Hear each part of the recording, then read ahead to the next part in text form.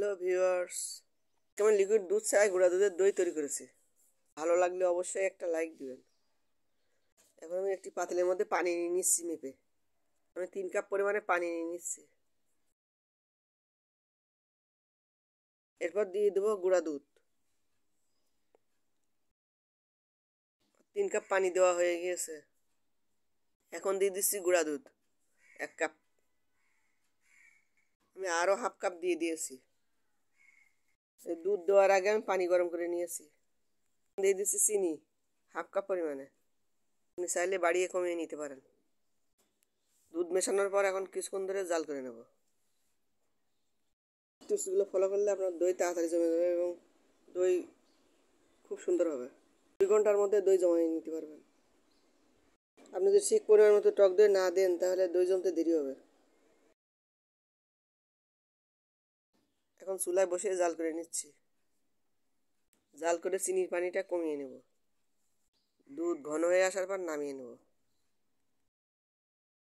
অল্প টক দই দিয়ে দই জমানো যাবে, কিন্তু দই জমতে দেরি হবে। এজন্য আমার টিপসটি আপনাদের অবশ্যই কাজে লাগবে।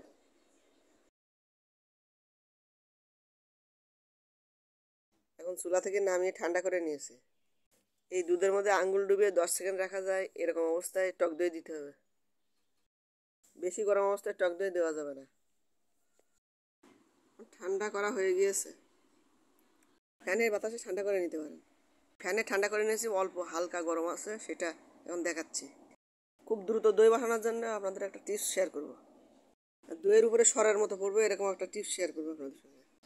যত দুধ উপর থেকে নিচে ঢালবেন তত দইয়ের উপরে সরের মতো পড়বে। অবশ্যই মাখনওয়ালা দুধ হতে হবে। লিকুইড কিংবা ফুল ক্রিম গুঁড়া দুধ হতে হবে। লিকুইড দুধেও মাখন থাকতে হবে। উপর থেকে নিচে ঢাললে ফেনার সিস্টেমে তখন আপনার দইয়ের উপরে সুন্দর দেখা যাবে। যে দুধে মাখন থাকবে না সেই দুধে এরকম ফেনার সৃষ্টি হবে না। লাগলে অবশ্যই একটা লাইক কমেন্ট শেয়ার করবেন। যারা নতুন দই জমানো শিখতে চান তারা আমার টিপসটি ফলো করলে পারফেক্ট দই জমবে। এখন আমি 1 কাপ পরিমাণে টক দই দিয়ে দিচ্ছি। আপনি যদি টক দই সেঁকে নেন তাহলে দইয়ের উপর পানি উঠবে না। আমি টক দই সেঁকে নিইনি। টক দই সেঁকে না নিলে দইয়ের মধ্যে পানি দেখা যাবে। এখন আমি ভালোভাবে বিট করে নেব। এই দইয়ের মধ্যে অনেক উপকারী ব্যাকটেরিয়া থাকে। দই খেলে আপনার শরীরের রোগ প্রতিরোধ ক্ষমতা বেড়ে যাবে। বাসায় দই তৈরি করে বাচ্চাদেরকে খাওয়াতে পারেন।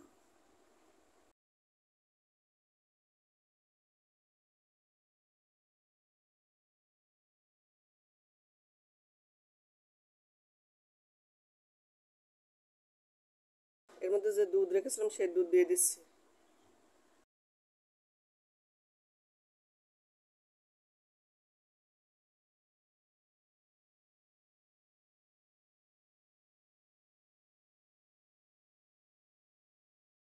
দুধ দেওয়ার পর ভালোভাবে মিশিয়ে নিতে হবে।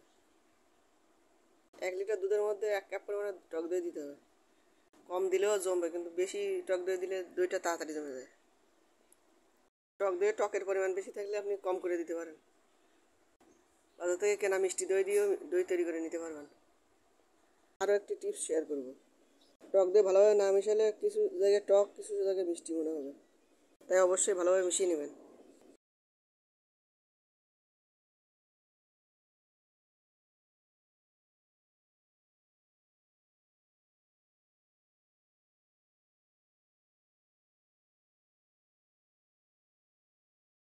মেশানো হয়ে গেছে, এখন তাপে বসিয়ে দেবো।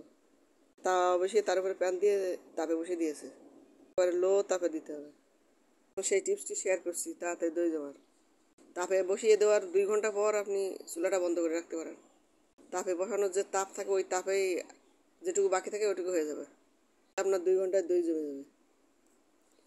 যতক্ষণ পর্যন্ত না জমে ততক্ষণ যদি আপনি চুলায় রাখেন তাহলে আপনার ঠান্ডা হতে যেতে অনেক সময় লাগবে, তখন আপনার দই জমতে আরও সময় লেগে যাবে। ভালো লাগলে অবশ্যই একটা লাইক দিবেন, আর বেশি ভালো লাগলে পেজটি ফলো করে রাখতে পারেন।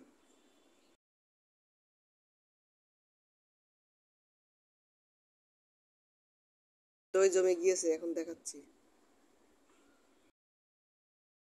যাতে আরও সুন্দর হয় সেজন্য কেকের গুঁড়া ছড়িয়ে দিয়েছিলাম।